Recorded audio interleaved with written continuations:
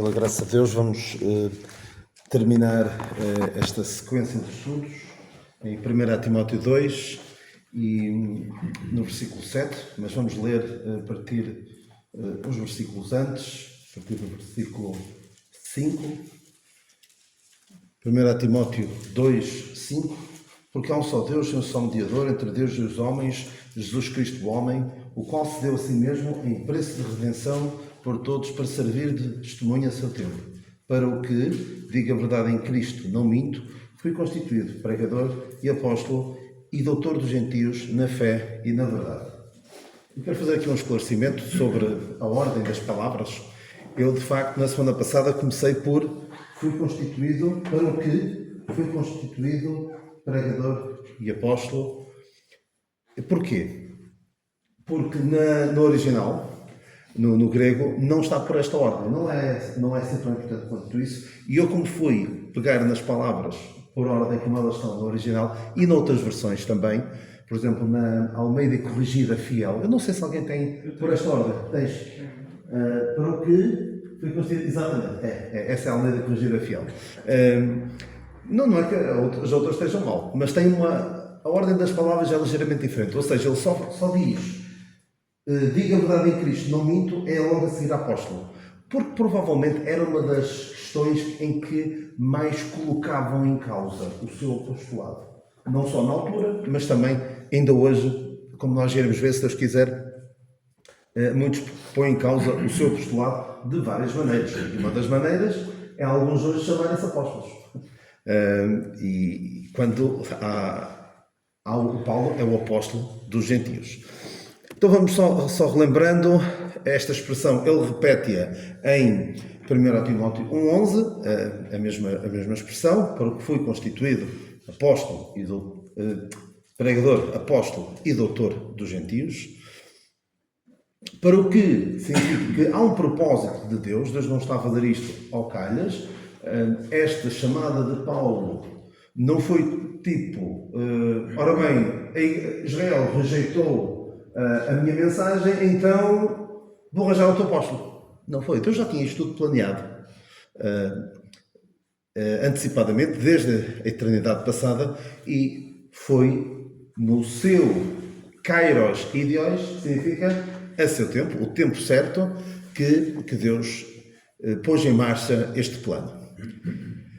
Então há um propósito de Deus naquilo que se segue, que vamos ver, relacionado com o que vem antes. Então este constituído significa designar ou nomear, indica que se trata de uma nomeação oficial de Deus e não algo que Paulo se lembrou de fazer. Eu fiz aqui o contraste com algumas pessoas que auto-intitularam-se algo, disseram que receberam revelações de Deus, e eu dei 2 ou 3 exemplos. Dei o exemplo do Joseph Smith, que deu origem ao mormonismo, Maomé, que deu origem ao islamismo, e também a suposta mensagem de Fátima, que também não partiu deles ou de alguém que os usou para fins religiosos.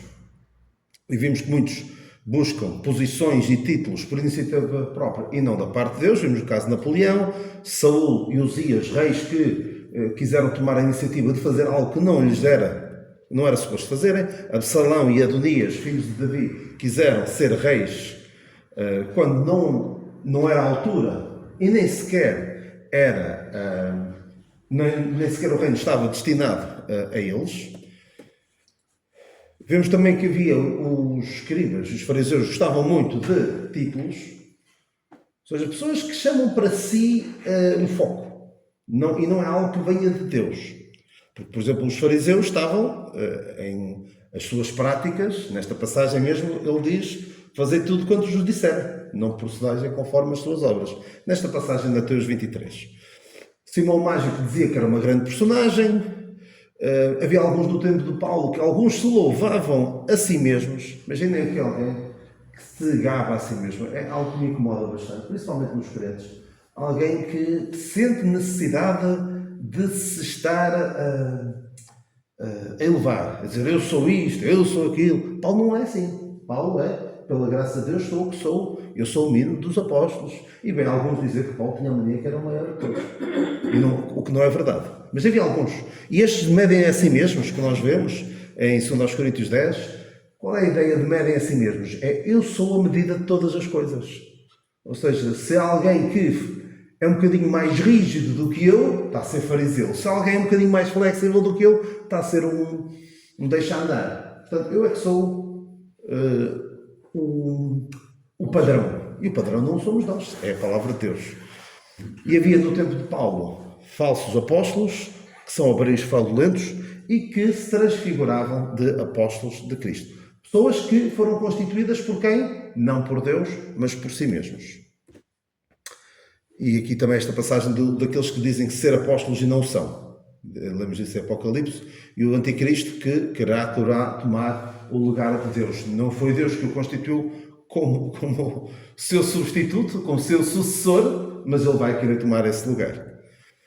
E vemos hoje em dia que muitos gostam de usar, se designam a si mesmos, ou por alguma instituição religiosa, por um seminário, ou o que quer que seja, e depois ficam com títulos. E os títulos não devem ser ostentados. Tudo isto que aqui está, pastor, presbítero, bispo, apóstolo, profeta, são ofícios. Se estão todos hoje em dia em vigor, tenho algumas reservas em relação a alguns deles, porque penso que fazer parte de um tempo dentro da igreja, mas que não estará em vigor hoje. Mas isso é outra discussão e não vou discutir isso agora. Mas são ofícios, não são títulos, não é? Eu sou o pastor, eu sou o presbítero, eu sou o bispa, que também já ouvi bispa, e apóstola. Há um irmão que usa o termo impóstolo, ou seja, de impostor. De facto, não são apóstolos, são impostores disfarçados de apóstolos. Porquê? Porque para ser apóstolo é preciso ser enviado. Por quem? Não é mesmo? É quase como aquela expressão, quem é que encomendou esse sermão? Para ser um pregador, como Paulo foi constituído pregador, é preciso que alguém tenha encomendado esse sermão. E foi encomendado por Deus. E contei-vos uma história de um irmão nosso, bastante prezado, que numa altura em que ia fazer até um debate com o padre, quis puxar dos galões e dizer, não estás aqui a falar com um simplório, um crente, um evangélico simplório, estás a falar com um pastor. Portanto, estamos em pé de igualdade. Não caiu muito bem, pelo menos é o meu pai que me contou esta história.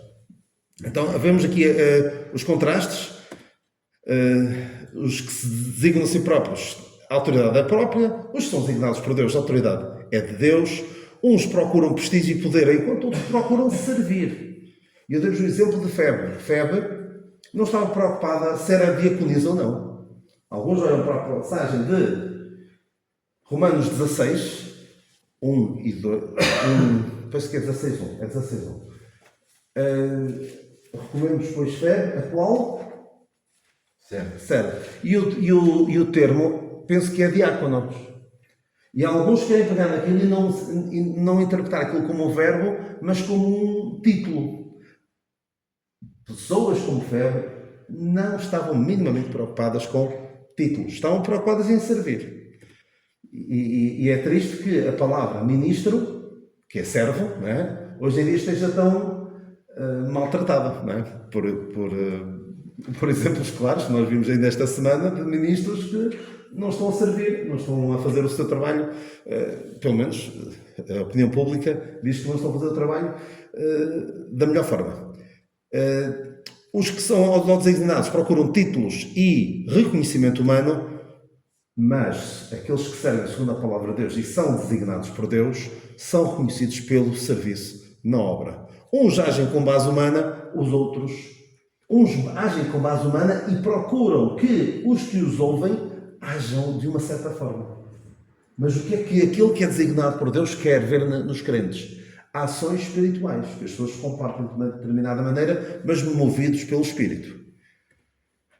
Uns procuram conformidade, ou seja, que toda a gente haja desta maneira, outros procuram que não nos conformemos com este mundo, procuram decisões pautadas pela palavra de Deus.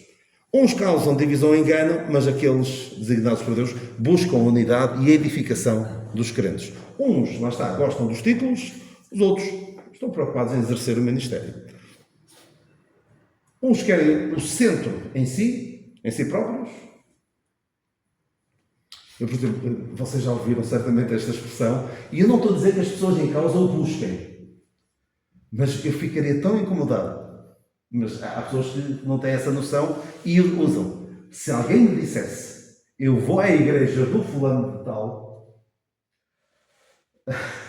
e nós conhecemos alguns casos assim, não é? E não estou a dizer que essa pessoa faça por estar sentado nela. E outras pessoas, muitas pessoas, provavelmente não fazem, mas as pessoas acabam por se encaminhar para ali, para ser a igreja de tal.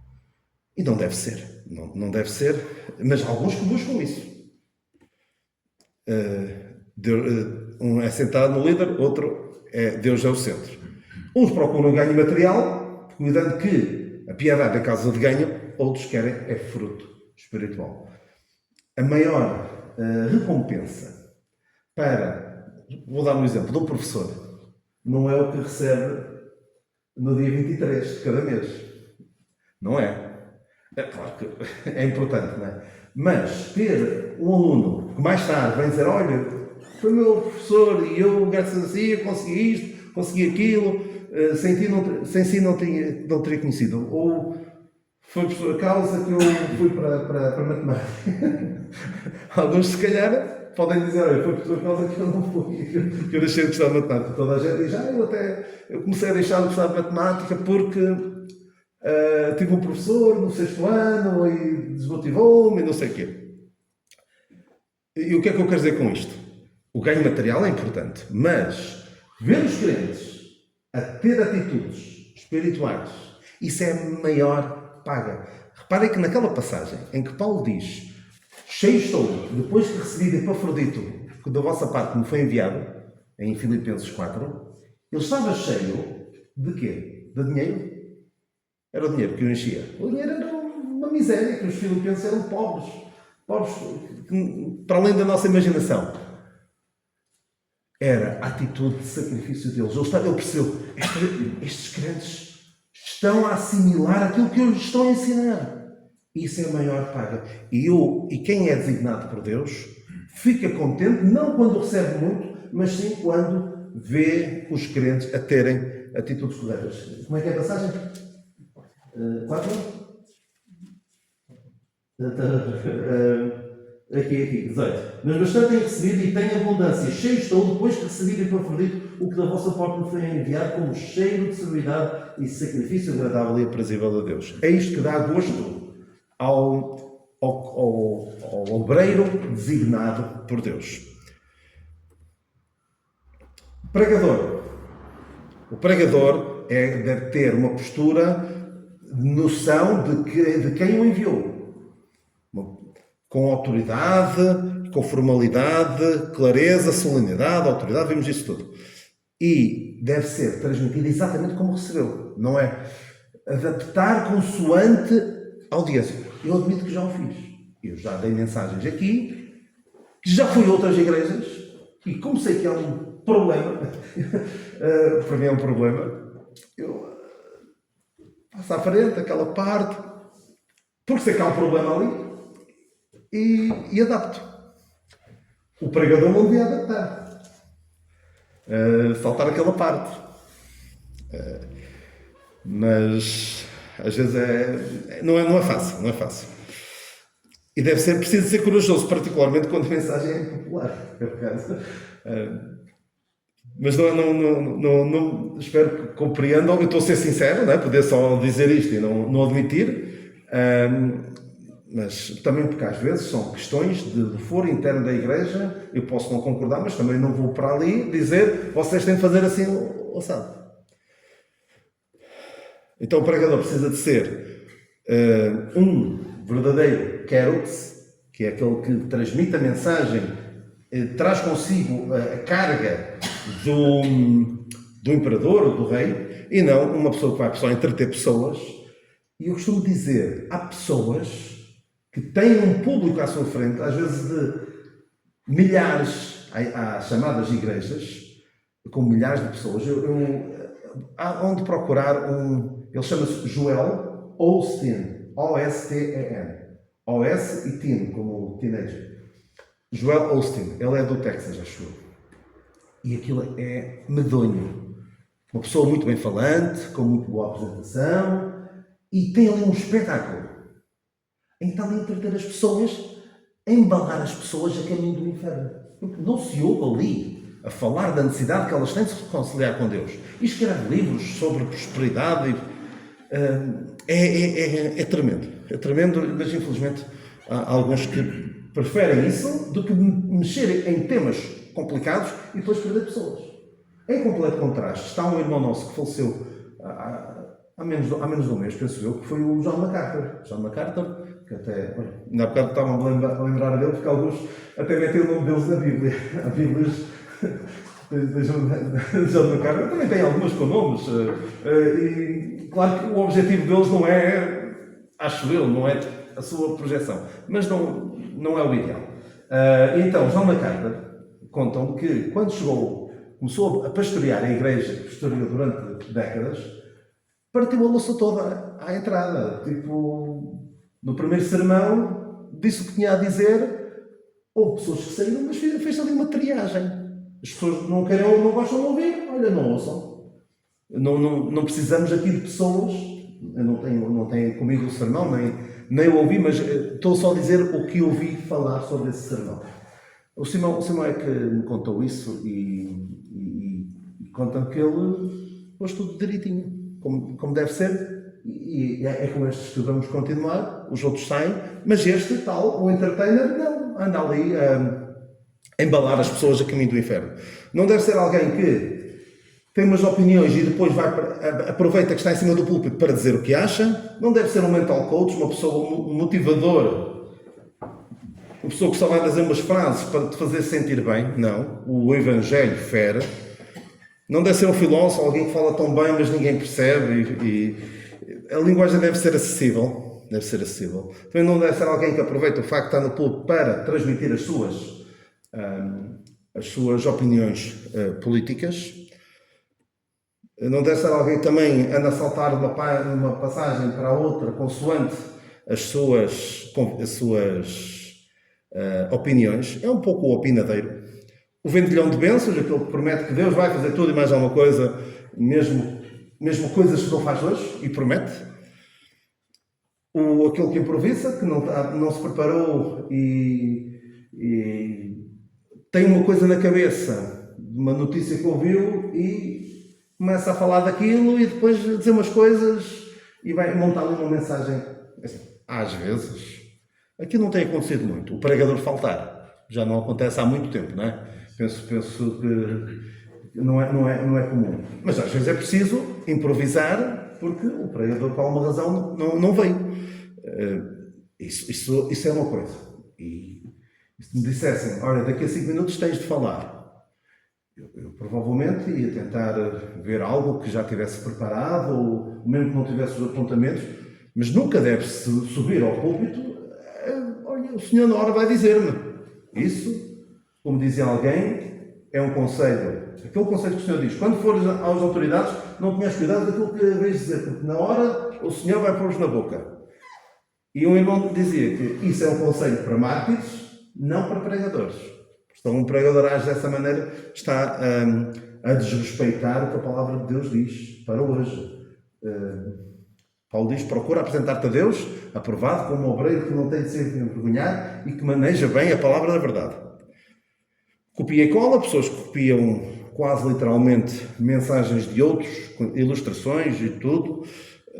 Podemos sempre beneficiar do estudo de irmãos nossos do passado, é verdade, uma ou outra ilustração, mas há sempre até podemos citar, não é? Às vezes citamos, o irmão tal disse isto, e tem todo o cabimento. Caso contrário, é plágio. Narcisista, aquele que eu sou o foco, o showman, o homem que faz um espetáculo ali e entretém as pessoas, e um xeriqueiro, aquele que aproveita o púlpito para contar coisas que não devia contar, e aqui não estou a dar exemplo que às vezes de um irmão nosso que conta situações particulares, mas sem entrar em pormenores para perceber quem é a pessoa, porque por vezes até são coisas bastante sensíveis, mas que esse exemplo é útil para servir de alerta para outros. Agora, pessoas que vão para cima de um púlpito e estão a desancar em tudo quanto mexe, a tirar esforço de situações do passado, isso não é a ideia de um pregador. E acho que já demorei demasiado tempo, mas eu gosto sempre de relembrar o que falei. Então, apóstolo. Isto é muito que se lhe diga a palavra apóstolo. A palavra apóstolo significa enviado, para longe. Eu tinha-vos dito da palavra, daquele prefixo apó, que significa para longe.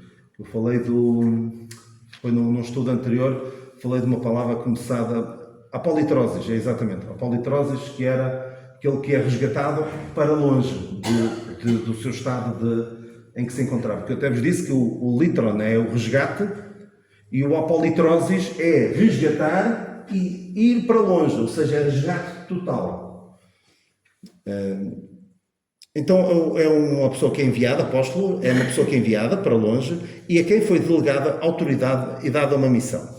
Paulo usa muitas vezes em relação assim mesmo. Mas sabem o que é que ele nunca diz? Ele diz apóstolo Paulo, diz sempre Paulo, apóstolo.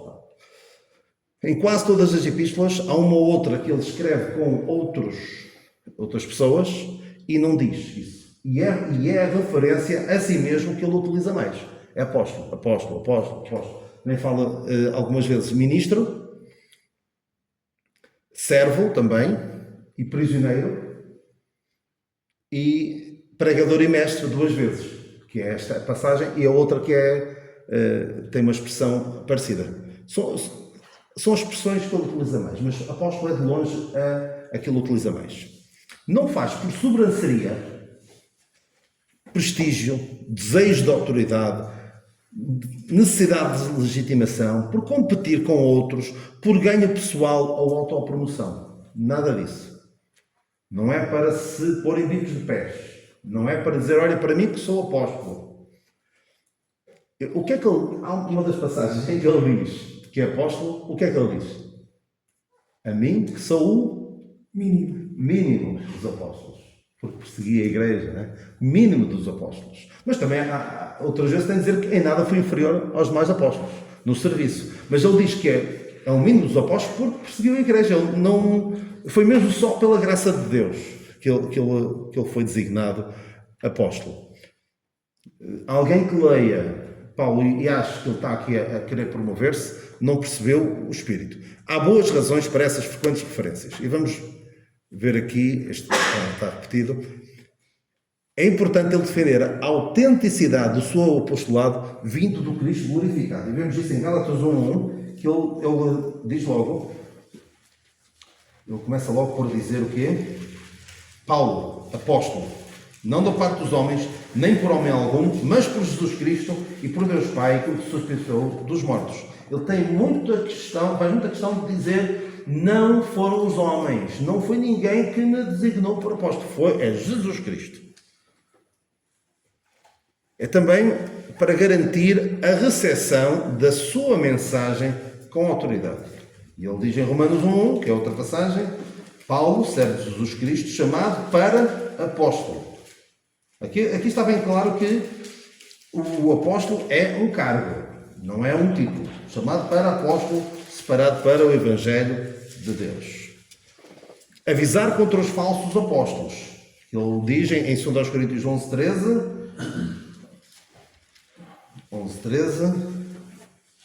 porque tais falsos apóstolos são obreiros fraudulentos, transfigurando-se em apóstolos de Cristo, para fazer o contraste com os falsos apóstolos. E ele também mostra que o seu apostolado é fruto da graça de Deus. Eu penso que é esta passagem que eu citei há pouquinho. 1 Coríntios 15:9. Mas pela graça de Deus sou o que sou, e a sua graça para comigo não foi vã. Antes trabalhei muito mais do que todos eles, todavia não eu, mas a graça de Deus que está comigo. Eu li o 10, é o 9. Porque eu sou o menor dos apóstolos, que não sou digno de ser chamado de apóstolo, pois persegui a Igreja de Deus. Mas já tem que ele diz mesmo mínimo dos apóstolos, não é? Eu penso que... Os 15 mil. Não, é que eu acabei de ler. Aqui diz o menor. Pensava que havia... Eu tenho a ideia que ele tem outra passagem que ele diz o mínimo dos apóstolos. Ou se calhar foi noutra versão que vi. Diz? Fez. Assegurar ordem e disciplina na igreja. Deus deu uns para apóstolos e profetas. E ele também faz muita questão de dizer, enquanto Romanos 11:13, porque falo convosco gentios, que enquanto for apóstolo dos gentios, glorificarei o meu ministério. Não é glorificarei o meu título, não me glorificarei a mim mesmo, mas sim o ministério. E ele faz questão, não abre mão desta particularidade de ser o apóstolo dos gentios. Adriano, é Efésios 3:8. Efésios 3:8. 3:8, pois. Claro, a mim o mínimo dos apóstolos foi-me dada esta, exatamente. Obrigado. Eu não estive aqui a ver todas as passagens em que ele diz: a mim, o mínimo de todos os apóstolos, me foi dada esta graça de anunciar entre os gentios, por meio do Evangelho, as riquezas incompreensíveis de Cristo. Entre os gentios, lá está relacionado com Romanos 11:13, em que ele diz o apóstolo dos gentios. E também é importante realçar a singularidade do seu apostolado. Ele diz que não recebi, em Gálatas 1:11-12 diz: não recebi de homem algum, nem aprendi de homem algum, mas pela revelação de Jesus Cristo. E é muito importante esta parte da singularidade, do caráter distinto do apostolado de Paulo. E vamos ver aqui algumas distinções entre os 12 e apóstolo Paulo. Os 12 são 12, não é? E está relacionado com as tribos de Israel. Paulo é só um, está relacionado com um só corpo. Os 12 foram chamados pelo Senhor Jesus Cristo na terra. Paulo foi chamado por Cristo glorificado. Os 12 foram testemunhos oculares do ministério do Senhor Jesus Cristo. Paulo não o conheceu na terra, tanto quanto sabemos. Isto é mais, isto não vou fazer isto num dogma, mas é algo que quem gosta de estabelecer estes contrastes parece fazer todo sentido, não é? Os 12 viram-no, Paulo não o viu. Provavelmente estaria em Tarso, e depois quando houve aquela convulsão toda, terá vindo para ali. Não sei, também aprendeu aos pés de Gamaliel, mas não se consta que ele o tenha conhecido, que ele até diz, ainda que o tenhamos conhecido segundo a carne, contudo não o conhecemos desse modo. Não vou fazer disto uma afirmação taxativa de que ele não conheceu em terra. Os 12 é destinado em Israel, e as ovelhas perdidas da casa de Israel. Paulo diz muitas vezes aos gentios. Uns pregavam o evangelho do reino, outros Paulo prega o evangelho da graça. Os 12 estavam debaixo da lei, e mesmo em Atos 15, quando há aquele chamado concílio de Jerusalém, os 12 os apóstolos iam à nação de Israel, Paulo ia aos gentios, mas enquanto que os judeus continuavam a guardar certos aspectos da lei, nós estamos debaixo da graça, e dizia mesmo que não incomodeis, não convém, porque era a expressão que eles usam em Atos 15, diz... Atos 15.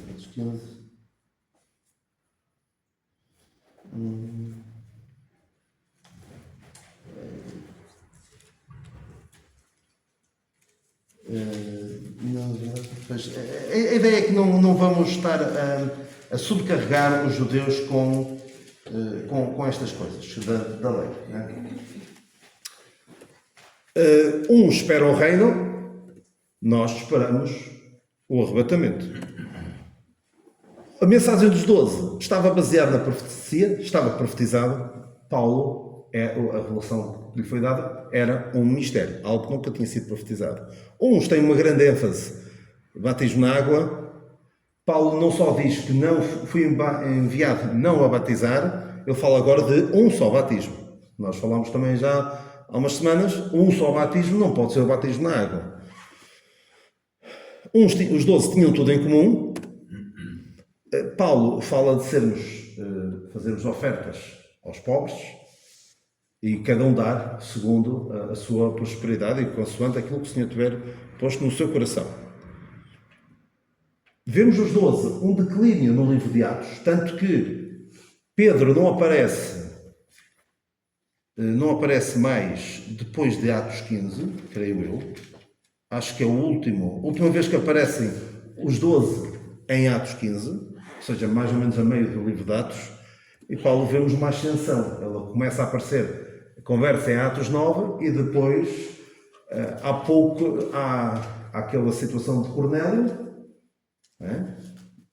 e a visão de Pedro do lençol, dos animais no lençol, há a conversão de Cornélio, e depois já há a decapitação de Tiago e a prisão de Pedro.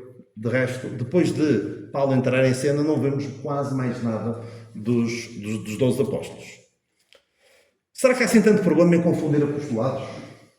Olha, eu lembro-me de um livro que ofereceram ao Lucas na escola dominical, que era Paulo e os apóstolos pregam o Evangelho. Era uma história.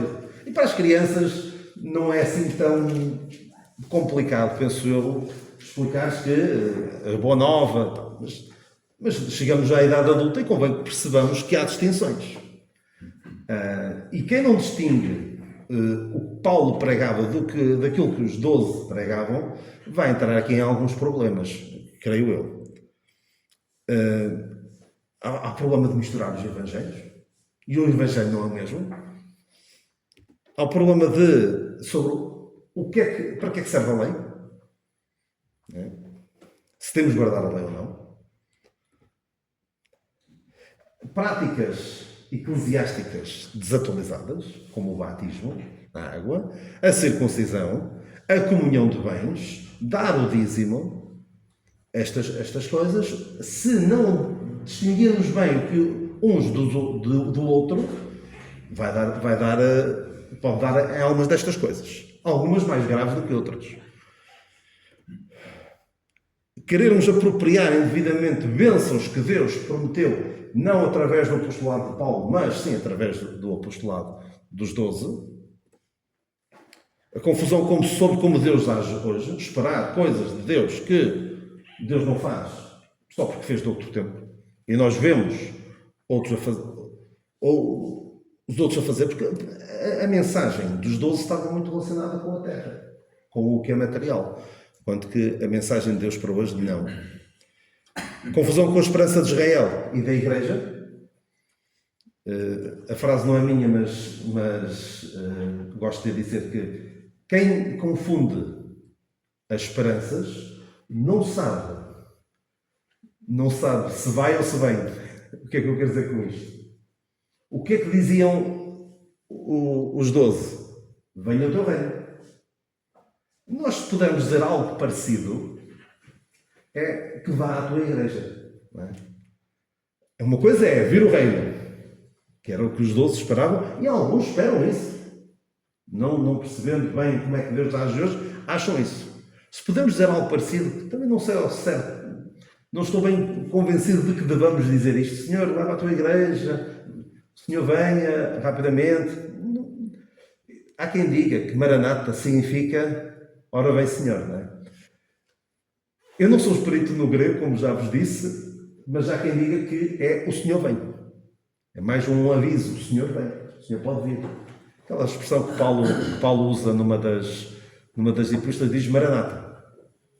Nós podemos dizer algo parecido com venha o teu reino, é que vá à tua igreja, que é completamente distinto. Não é o reino, mas é a igreja, não é vir, mas ir. Portanto, quem não distingue estas coisas, não sabe se vai ou se vem. Aplicação indevida de profecias. Nós também já falámos um pouco sobre isso. Pensam que as profecias se vão cumprir hoje. Israel, Rússia, Ucrânia, Palestina, é tudo profecias que estão a cumprir hoje. E E nós vemos que se repetem ciclicamente. Já foi o Hitler, o Anticristo, já foi muitas coisas. Hoje há de haver alguns que acham que o Trump é o Anticristo, outros acham que é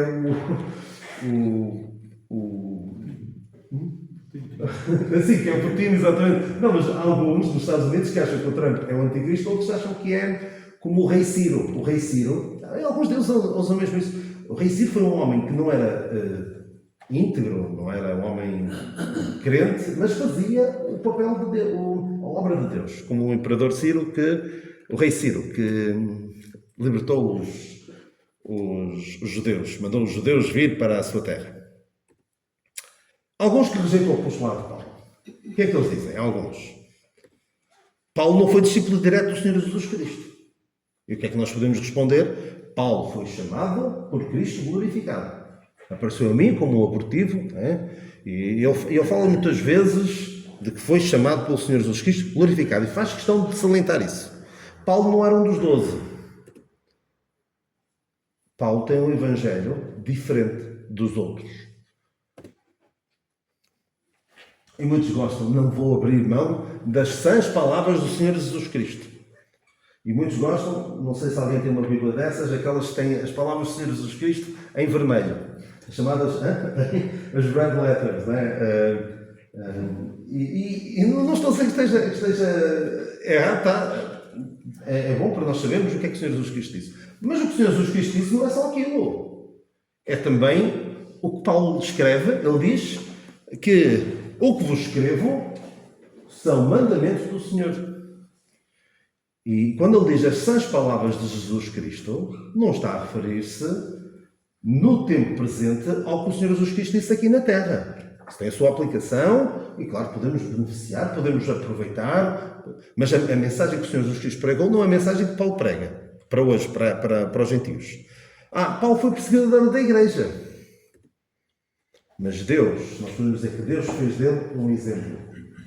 A mim que sou o principal,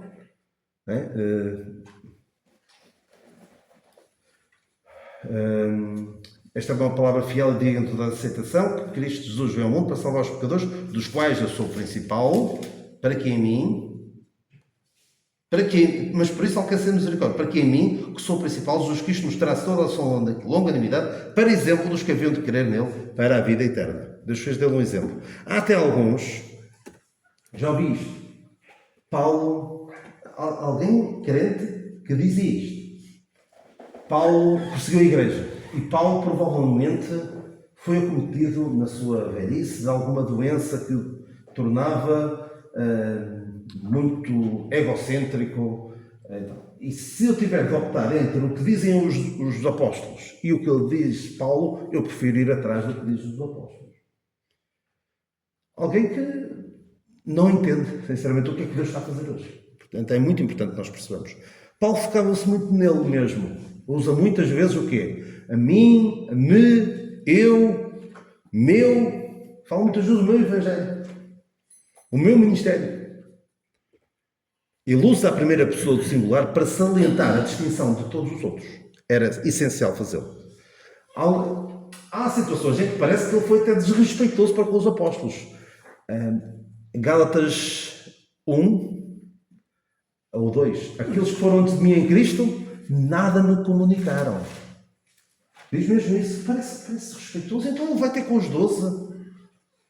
Vai ter com os outros que antes de mim eram apóstolos. O irmão já está à procura. Mas vamos. Gálatas 2. Aqueles versículos. Exatamente. É 2,6. E quanto àqueles que pareciam ser alguma coisa, quais tenham sido noutro tempo, não se me dá, Deus não aceita a aparência do homem, esses digo que pareciam ser alguma coisa, nada me comunicaram. E o que é que ele quer aqui salientar? Eu não recebi nada deles. Eles não afetaram a minha mensagem, de maneira nenhuma. Ele queria salientar que não houve influência. Tanto que quando ele se converte, Deus não manda ter com os 12, que antes deles eram apóstolos, sim, com os 12, que entretanto já eram 12. Mas sim, mandou para a Arábia. Eu gosto desta, o Simão até me falou no final do estudo passado, e eu disse que ia falar disto, que alguns dizem que Paulo é o substituto de Matias. O substituto não, é o verdadeiro substituto de Judas. O que é que alguns dizem? E isto é afirmado com alguma veemência para quê? Para dizer que Paulo e os outros não são assim tão diferentes quanto isso. Alguns afirmam que Matias foi um erro de casting, podem dizer, um flop, uma vez que nada mais é dito sobre ele em Atos. Há quem diga isto. Já ouvi uma mensagem de umas cassetes que o meu pai tinha lá em casa, que se comercializavam nos congressos, isso, vendia-se música e lembro que ele tinha lá uma cassete com uma mensagem. E esse irmão, eu em tempos não via YouTube, era o YouTube era aquilo. Então eu lá no leitor de cassetes ouvia o que havia lá, a música, e lembro de ouvir também algumas mensagens. E lembro desse irmão dizer que, acho que até usou a palavra medíocre, ou que foi um falhanço total. E querendo salientar que Paulo é que era o verdadeiro sucessor. Mas sabe, o que é que podemos dizer em relação a estes que Matias não é mais mencionado? Sabe quem é que também não é mencionado? Todos os outros, com exceção de Tiago, quando é morto, Filipe, na situação do eunuco e quando vai pregar o Evangelho de Samaria, e para além de Pedro e João, que aparecem com frequência nos primeiros capítulos. 7 dos outros 7 apóstolos, também ninguém não é falado de nada. Só há 4 que são referidos. Atenção, são referidos, há lá uma parte em que são referidos todos por nome, que estavam lá juntos. Mas depois da escolha de Matias, mais nenhum deles aparece. A não ser estes 4. E um deles é só dizer que foi preso e morto. Matias preencheu os requisitos. E quais eram os requisitos? Ter acompanhado o ministério do Senhor Jesus Cristo desde o batismo, desde o batismo de João até à ascensão. Havia 2. Havia Matias e o José Barsabás. E os 11 o que é que fizeram? Oraram e lançaram sortes, que era válido, era legítimo. Há uma passagem em Provérbios que a sorte se lança no regaço, mas o que vem dali vem do Senhor. E eles estavam a cumprir o que o Senhor lhes tinha dito. E sabem uma coisa? Eles na altura não tinham descido o Espírito Santo. Mas se eles tivessem cometido um erro, o que é que tinha acontecido? Olha, agora tenho o Espírito Santo, ao ponto que até consigo identificar que Ananias e Safira estavam a mentir. Tenho que dizer, olha Matias, afinal enganámos. Mas o que é que acontece? Em Atos 2:4 e 14, Atos 2:4, foi quando veio o Espírito Santo sobre eles. E depois Atos 2:14 é quando Pedro se põe em pé com os demais apóstolos, com os, eu acho que diz mesmo o número de apóstolos. Atos 2, estamos quase a terminar. Porém, pondo-se em pé com os 11, não é com 10. Não é com 10 porque, entretanto, disseram ao Matias que, olha, afinal não eras tu, enganámos-nos. Não corrigir o eventual erro. Portanto, Paulo não era este substituto. E sabem, infelizmente, alguns rejeitam o apostolado de Paulo porque vão perder alguma coisa. O que é que podem perder? O estatuto religioso, porque gostam desses títulos, perdem também porque, olha, afinal, pensava que era de uma maneira, se toda a vida aprendi de uma maneira e afinal tenho de admitir que estava errado, e lá se vai o estatuto religioso. É mais fácil mantermos naquilo que sempre conhecemos, que sempre aprendemos. É uma mensagem, a mensagem de Paulo é impopular, e não só admitir que estava errado, não é muito popular. A força da tradição sempre se fez assim. O controle religioso, que é muito importante para alguns, que é, eu quero, com a mensagem que Paulo prega, dá liberdade às pessoas. Tu crês e és livre, vou usar uma expressão se calhar um bocado forte, mas és livre para fazeres o que quiseres. É o que diz a graça. Mas alguns gostam de se agarrar a certos aspectos mais legalistas e dizer, tu não vais a lado nenhum. Mas a mensagem da graça de Deus liberta. Mas claro, somos livres para fazer o que quisermos, mas o verdadeiro crente não queremos para que a graça abunde, de modo nenhum. Perdem certas práticas religiosas, como alguns se abraçarem o apostolado de Paulo, perdem as curas, as línguas, e gostam tanto do batismo, perdem essas coisas que é tão característico deles. E também o ganho financeiro, nomeadamente o dízimo. Se alguém abraça o que Paulo prega, o dízimo vai à vida. E quem é que quer perder títulos, certas práticas, o controle das ovelhas, por assim dizer? Ninguém quer, muitos não querem perder. Mas Paulo abriu mão de tudo o que tinha.